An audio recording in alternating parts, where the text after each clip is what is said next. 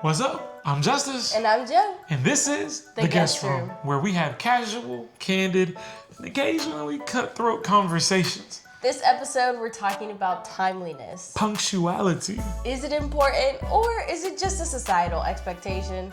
This one's gonna be good. So, whether you're all in on the fence or you ended up here by accident, welcome to our guest room.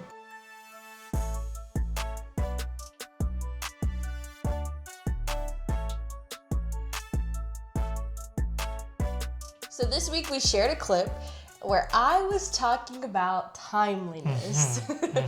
I had a little bit of a hot take, especially in my household. And my hot take was that it's okay to be late. And you guys also had a mix of, there were some spicy comments in there, I'm not gonna lie. There were. And a little Good. spicy. That's good. We like that. We like that. And then there were some that were like in our amen corner, like absolutely 100%. So we want to talk about some of those things because they were good comments. We loved it. We loved engaging with it, and we want to see more. Even if you want to slide in our DMs and you don't want to leave it comment for other people to comment, that's fine too. Feel free to shoot us a message in our DMs. Yeah. Today we're going to be talking, we pulled a few of them and we're going to be talking about those. So, Let's get into it. Yeah, there we go. Okay. Our first commenter said, agree 100%. Being a little late but with a good mood and feeling relaxed is way better than arriving on time with high anxiety. I think I'll speak to this one, if you're all right with that. Yeah. So I grew up in a single parent household. My mom and dad got a divorce when I was really young. And so having two siblings in the house with me, three of us in total, and a single mom, we were late to a lot of stuff. And I do mean a lot of stuff. By no means was this, common. But there was one time I remember we showed up to like my basketball game. If it wasn't halftime, it was like the second quarter, right? It was tough. And that's not to say that my mom was a bad mom. Like, she was just doing her best. And I know that now because I've got 3 kids of my own and I've got a spouse in the house with me. And it's hard sometimes getting to places. But at the time, nobody could have told me anything other than lateness is the devil. Like I hated it. I hated showing up late. I hated thinking about being late in the future. But I wonder how much of that was a low-key, like a little bit drilled into you growing up in a Christian household, because what do we always say? What? Cleanliness is next to godliness. Timeliness is next to godliness. Like, we have all these little cliches that are not actually scripture. That's fair. But we throw them out That's good. to serve whatever purpose that we have in the moment. So if your room's not clean, well, you need to go clean your room, little Johnny, because cleanliness is next to godliness. That's good. Oh, you need to make sure you're on time because timeliness is next to godliness. Show me that one. What book are you reading? Because there's a few good. of them, No, so good. it might be in one of them. That's actually really it's good. not the Bible. Sorry to cut you off. No, I that's hope I good. didn't mess That's your good. story No, you didn't. up. You didn't. That's good. Yeah. That's good. Is the culture, at least in Christian households, we take culture to be the same thing as religion, and they're not the same. But we equate the two. So that's a good point. That's a good point. My mom was definitely big on cleanliness, and not so much on timeliness, but that being said, so back to the story. Yeah. So, long story short, to really chop it all up, in my adult age now, I have come to disdain lateness, tardiness to things, to the point, as you talked about in our hot take, that I will get frustrated on the way there. So as I'm coming out of the house or getting the kids into the car, I'm super frazzled up. But I want to speak on one thing in particular, just to get the conversation started. And that is, you don't want, what did she say? With a good mood, being late, but with a good mood and feeling relaxed is way better than arriving on time with high anxiety. I'm not excusing it, but I do want to state, for children of lateness, right? That's what we are. You might not be this, Kind of like, children of divorce. I was the other side of it. So I wasn't typically late to something, but I was definitely going to be the last one there because my dad was always around the corner. But see, that's just the corner? other side. That's the other side. Hey, I'm coming down the hill. Yeah. What hill are you coming down? Right? So let's go back. So to that point, funny enough, I believe children of lateness, and y'all make sure you respond in the comment section if you disagree, or especially if you agree, because I want to know if I'm alone on this. Most of the time, we don't show up in a bad mood. Because when you've shown up late so many times, you have to learn how to show up ready to go. Oh no, I'm dying inside. On the way there, you're fuming. On the way there, you're in your head, you're thinking about what you're going to miss, what you're going to have to make up. But once your feet hit the ground and the car is off, you don't have time to be stewing about stuff. You got to now get into the next thing. And so I'm interested by that. From that commenter, I wonder if she is a child of lateness, or if she is connected to someone who is late. And so that's where her perspective is coming from.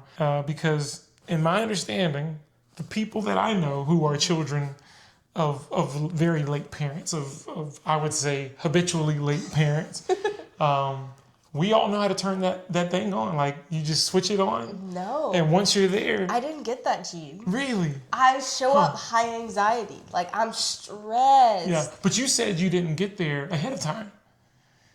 Yeah.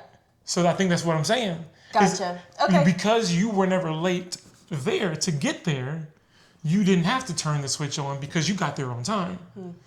You were just late on the back end. That's fair. That's see what I'm fair. saying? Okay, so my anxiety kicks in on the back end where I'm like, Am I going to get left? I'm still inconveniencing them because now whoever, this was as a child, I'm like, this coach or this teacher has to stay later. Practice was over at 7. It's 7:45. And I'm like, they're coming. They're around the corner, I promise. Oh, nothing's worse than when you try to call them and they don't be answering the phone. You're like, what are you doing? Dying inside. No, that's good. That's really good. So yeah, you guys, I'm interested. Please answer this question to follow up. If you, both for those of you who were children of habitually late parents or those of you who were not, do you get anxious on the way to wherever you're going?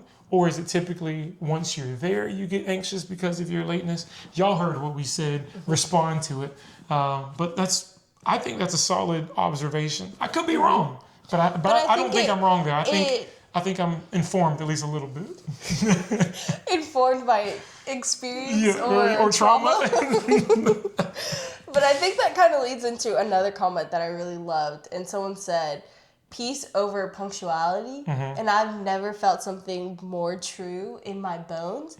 But if I'm honest, I didn't always feel that way. I would say up until this last year, I 100%, I don't know that I would have consciously said that, but looking back at my behavior, I valued punctuality over peace or like how I showed up or my internal state. Yeah. I valued how I showed up in the world and how people perceived me, what their expectations of me. I valued those accolades, those social accolades, more than I cared about my internal state. Sure. Or even now that I have a family, now the internal state of the people that I'm responsible for. And now in this last year, that's something I've definitely been working on because I've seen how my internal state immediately affects my home environment, my family environment. That's good. And so I've switched that, and now I can 100% say, yes, girl, I am with you 100%. That was very loud. Peace over punctuality. And that's not to excuse the consequences that come with me no longer prioritizing punctuality, right? So if I am late to my son's baseball game, as you were, he missed out the game, he's impacted his team. I'm not naive. There are very natural consequences that come with not meeting societal expectations. Yeah. However, maybe not always, but I can say in this season, my priority is 100% the internal reward of knowing that I'm showing up whole, in peace with myself, with my kids, with my husband, and that might mean there might be something for me to deal with, maybe disappointment on a friend's side, frustration on someone else's side or the inconvenience that I've caused other people. However, I would venture to say that most people would say you personally should suffer for the benefit of society's expectations. I don't think they would say that. But that's verbatim, how we. but that's how we're operating. That's how we operate. Society's really expectations are more important than your being, your individual being. And in this season, I really wrestle with that idea, right? And there is this balance. As I said before, people matter. We want to prioritize them. But I've also seen in how other cultures, how timeliness isn't the top of the priority list, and people are valued. So how do you... We got to get into that one. We got to dive into that one, because that puts me in the mind of, right, so I don't know what ethnicity you are watching this right now, but we're going to get into the realities of society. Society is made up of different cultures, different ethnicities. So I'm just going to shoot straight, right? Right? Casual, candid, occasionally cutthroat. Here we go. Hopefully we're not at cutthroat. I don't think we're cutthroat. This is just candid. This is just candid, right? We'll see. So being two black individuals, African American, right? In our culture, we have what we call CP time, right? That's colored people time. Now, me personally, I hate it. If I show up to an event, and you tell me it's 7 o'clock, I'm showing up 6:55. Yeah. I'm getting there, boom. I'm especially in college. Oh my gosh, right? So I'm there. It's 7 o'clock. I'm like, what time are we starting? They're like, oh no, it was 7 o'clock CPT. And now I'm dying inside because I'm like, you don't know. We don't know what that actually is. What that really is saying is, yeah, we said 7 o'clock, but it's really flexible.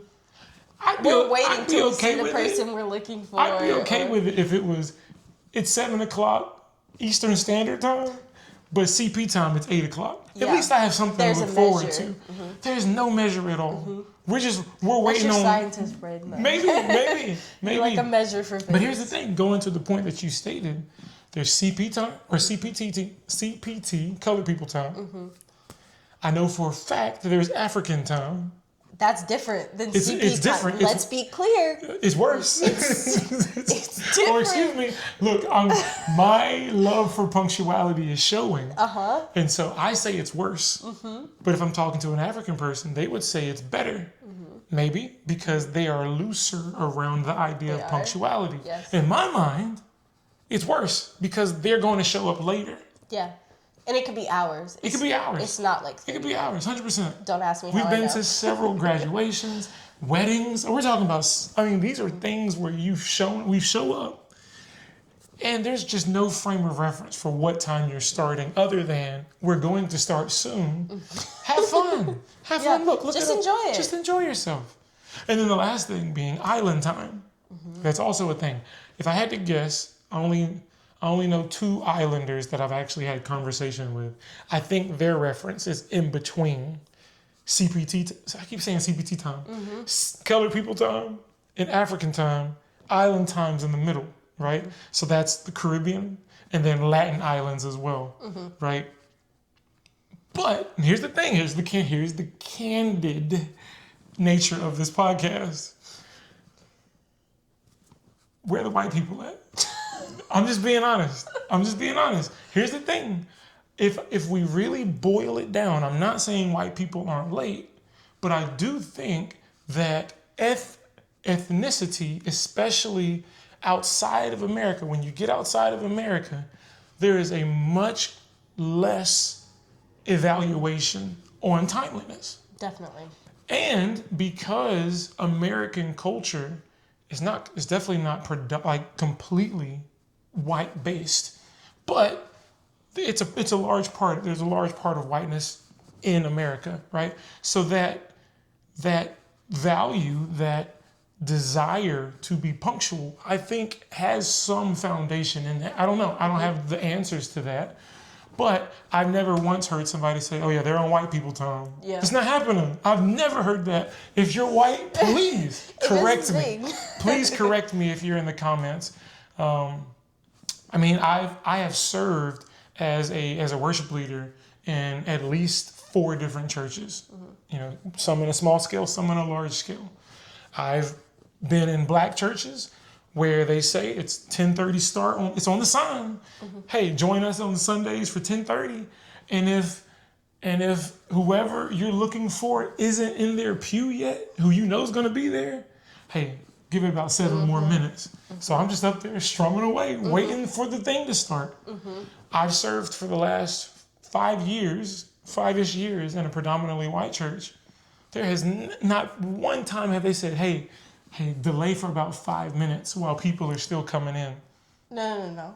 That's not true. There has been. Once when the lights flickered, and once when your string popped. And that was me, the black guy in the church who was like, hey, hold up. Everybody was dying. The only tension. reason it stopped is because you stopped it. And I wonder if that's because you come from a culture that says, it's okay, if we're not ready, we're just going to stop. Versus... And peace is greater than punctuality in that moment. I lost a string. You literally can't play your guitar. I can't keep going. Now, and the tension in the room was palpable because they're just like, what's going on? And we have a countdown on our screen. So when they see that 0. They stop the overhead music. So it's just silent. It's very awkward. Yeah. In a black church, well, at least the black churches that we've been in, they'll start singing for you. Like, they'll be like, don't worry about it, Justice. Go change your string. And they'll start without you. Or they'll start joking about it. Like, there's much more flexibility there. Yeah. And I feel like we're even getting from. into some of the nuances of America. Yeah. So if any of you are international and you're listening and they're like, what are they talking about with white church and black church? What the heck does that mean? Some of the nuances of America being, by no means can you boil down a white church to mean anything other than predominantly white people at that church. And the same thing for a black church. There's no charismaticness, there's no style that you can find in a black church that you couldn't also find in a white church outside of the number of skins of a specific color. So when we're saying black church, we're saying a predominantly black church. When we say white church, we're saying a predominantly white church. Yeah. And with that, there are cultures that are greater than church that show up. So that's what we're talking about. Yeah. Is not necessarily the scriptures we read or the way you worship, but more so literally the bodies in the building. The bodies in the building. What are they coming from outside of church? What are they bringing in with them? And in the realm of timeliness, we believe, based on this conversation, that in a predominantly black church, there's going to be a less valuation on time and punctuality. And if I'm wrong, and that's on the backside too. That's on the backside too. So it's not just when it starts, it's when it ends. Absolutely. That's 100%. 100% on the front and the back, you know. They're true. Through and through. Yep. So. And you have to understand that flexibility. But going back to the original point. We're getting a little no, I think it's good. It's deep good. into church culture. Good. Maybe that'll have to be a whole That's episode. A whole other episode, right? Yeah. But I think it goes with it. And the reality is that timeliness does have roots in culture and ethnicity. So you guys, if y'all have any follow-up questions to that, feel free to shoot some stuff out. We'll probably stop that there. But I think also your season of life might also have an effect on where you place value in terms of timeliness, because I think before I have kids, I was able to place a higher value on being timely, on being punctual. Now that I have kids, those kids are asleep. Yeah. Oh, we're late. Sorry, we can't go. My kids haven't eaten. Oh, we're late. And you want me to be late. You want them to finish that nap and you want them to eat that sandwich. That's because good. If they don't, you're going to be asking why I brought my kids. So in this season, I can't value being punctual over peace. Because peace requires something that unfortunately means that I'm going to be late even with my best planning. Like, I do. Anytime we go anywhere, we typically plan at least a 30-minute buffer. And since we've had kids, with one kid, it worked. Now that we're at 3 kids, the 30-minute buffer gets eaten every time. Yep. Every time. We've put 40-minute buffers, but there's a a window of time where you can't put too much buffer, because then you're going to be hanging out with kids stuck in car seats and they're not going to be feeling that. So I think with different seasons, you can play, maybe values shift. Yeah. And maybe that's where we need to make better space for humanity and not assigning the season we're in to others in and holding them to that expectation. For sure. Which I think kind of, maybe I'm kind of pushing back on this third comment a little bit. Give it to me. The third comment was that, well, there's more, but this is, the one we decided to pick out was, is late the exception or is late half your personality? That's the difference. And I was saying in this season, I might fall more into the category of it's half my personality. Yeah, absolutely. Not because I identify with that or I own or I'm planning to be late. Yeah. But I'm also not planning to not be late, if that makes sense. Yes, no, that's good. And whereas my plan every single time is to be on time. Mm-hmm. Now, because I'm married to you, sometimes you've shifted me into this other region. Mm-hmm. But my goal is to get there. Yeah. And sometimes that means skipping steps. Mm-hmm. Whereas we're going to get every single step. Mm-hmm. And we're gonna follow whatever regimen we have. Mm-hmm. And if that puts us 5 minutes behind, it is what it is. Where I am like, hey, here's some food, here's a bar, eat this PB&J, and we're gonna eat it in the car so that we can still get there on time. Mm-hmm. But that's not always beneficial. Which is also just very interesting because, like, just to give that example, you're like, oh, just get a quick snack and go. And what I'm thinking is, he's not gonna want to eat out later. If they don't actually eat now, we're going to be stopping to get food. And that's going to bother him. But just as you said that, I'm like, man, that's where some of our rub comes from, where we both have priorities, but we're not communicating. We're just doing the rush to get out the door. So that's very interesting. How many of you guys eat in the car? Put it down in the comments. I mean, technically, I think they say that's not safe. I know for a fact people eat in the car. Oh, they do, but it's like I don't want to say it's frowned upon, but from what I've read about these car seat influencers, they say eating in the car is not really safe because it's a I'm not even talking about babies. Oh. I'm talking about the people driving. That's also not safe. Distracted driving. Eating also. It's perfectly legal. I didn't say it was illegal. I said it was unsafe. Texting is illegal in Georgia. In Georgia, United States, texting, having your phone or your hands on your phone is illegal. Yeah. They've passed nothing about food. I think that's important because even police officers be eating. You're right. It's not illegal. I agree with you there. So back to my question. How many of you guys eat in the car and how many of you do it because you're running late or you are, for me, in order to shave even more time off of how soon I can get to a place, I will eat, say, cereal in the car because now that's 5 minutes I just gained in my morning. Yeah. Just like that, as opposed to eating at the table. So, answer Why that are you in question. such a rush to get there? It's not that I'm in a rush to get there. It's that I would rather get there early than on time. Because that's another thing that people say. Early is on time. On time is late. You got late it. is... You got it. I don't know what they say about late. What do they say? I don't know. Okay. I say it's okay. Is there another part? I don't know. Late? I say it's okay. I don't know if they finished that part, but that was cute. That was great. But that's another thing. And that's, I've heard definitely people in the church say that before. That phrase, early is on time and on time is late. I just said that wrong. No, I said that right. Why are you what is wrong? Okay. Anyway, so yeah, I think that's a interesting thing though, because even as I say that out loud, why am I shaving off time? If I can get there on time, what's the purpose of getting there early?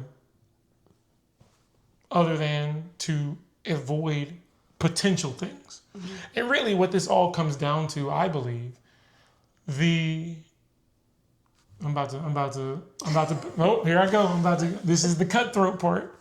I believe that the foundation of timeliness, punctuality, is actually rooted in fear and or anxiety. Ooh. Because the only reason that I would need to leave early is if I'm afraid there's going to be traffic. Or if I'm afraid that I'm going to get stopped and I'm going to need extra time. I'm not saying y'all are out here sinning. That's not what I'm saying. I'm saying that my fear of my agenda getting messed up and needing to pivot causes me to say I'm just going to eat in the car. That way I can have more time in the event that I need to pivot. Does that make sense? More control? Maybe it's more control. Yeah, sure. Yeah. To have more control over the way that my morning goes, I need more time. Less time. Which is interesting. You're choosing the fear or the angst of, maybe angst might be too strong of a word for some people. Sure, Let's say like being a little bit on edge, on high alert. Beware. It's being aware, it's being cautious, being proactive. All of these words. What are you proactive for? So you're being proactive against being late. And how people would perceive you. Because what does, I guess the root of it is, what does being late mean? Like, what does that mean to you? That's a great question. Because that's a good question. All of that you're feeling is rooted in what you believe about being late. That's a really good question. And like, yes, it does have impact on other people. But do you don't, in every category, maybe you do, maybe some of you do. I struggle with it sometimes. Maybe you lived your whole life making decisions thinking about how other people are experiencing you or your impact on them. But ultimately, it's rooted in your own belief about what it means to show up late. What does it mean to be late? About me. What does it mean about me? Yeah. Why can't you be late? Why can't you be late? Obviously, you can. But you're choosing to be so consumed about where you're going that you're not even fully present where you are. Yeah. Like, you're so busy trying to get out the door to get to where you're going that you're not, did you stop to consider that, hey, maybe I don't actually want to rush through breakfast. Maybe I just want to sit down and eat it. I got it. I got mine. Okay. I got mine. Yeah. And it came from another comment. It was actually, I don't remember what the comment was. I wish I would have noted it. But my response to that comment was, so what I'm hearing is consistency is the difference. And it kind of goes to the last comment that you said. And the reality is, it's okay if you're late. It's not okay if you're consistently late. What, for me, I'd love to know your answers. For me, what it means to be late, and I'm just going to add the caveat, what it means for me to be consistently late is for me to be unreliable. Inconsistent. An inconsistent person in my mind is unreliable. Yeah. That's real. Rough. This became counseling session. Just Oops. That's good though. That's really good. Yeah. And I even wonder if that's where some of my frustration with lateness, and for my own, is like I not knowing what agenda I would be going into. That's exactly what it is. I'm not even going to get into it, but that's good. In every circumstance where you're like putting yourself like so alert or on edge about getting there, do you even want to be considered reliable in those situations? Like, do you 100%. In every circumstance, in every relationship, 100%. you just want to be seen as reliable? 100%. Even if it's something you don't want to do. 100%. Like, you don't want to do it ever again. And you like still what? want them to see you as reliable, so they'll call you next time. I mean, if you put it that way, probably not. But in the event, let's say I'm going to a birthday party, or I'm going to a baby shower, or I'm going to church, or I'm going to a meeting, or whatever it is, I want to be there on time because I want the person, whether they're running the thing or whether they are simply there, I want them, justice is here. Justice is here. Justice is here. Justice is here. Justice is here. Why? Because, and here's the tough part, when you are there, so it's kind of a self-fulfilling prophecy. When you're there on time, you hear them talk about the people who aren't on time. So really, it's a protection mechanism. I don't want to be the guy. I don't want to be. I don't want to be the guy who they're saying, where's blah blah blah. Hey, do you know where blah blah blah is? No, I'm not sure. You don't want to be the topic of conversation. I don't want to, That's even real. if it's for 30 seconds. Don't talk about me either. Just don't. You're gonna hurt my Even feelings. if it's for 30 seconds. Y'all talk about me in the comments. I'm gonna be sad. I'll tell you about it though, so don't worry. I'll be honest, but you gonna hurt my feelings. Even if it's for that 30 seconds, I don't want to be the point of confusion or unreliability. Is that even a word? I don't know. For the group. Yeah. Makes sense. Yeah. I think that's fair. That's very good. Know what you value.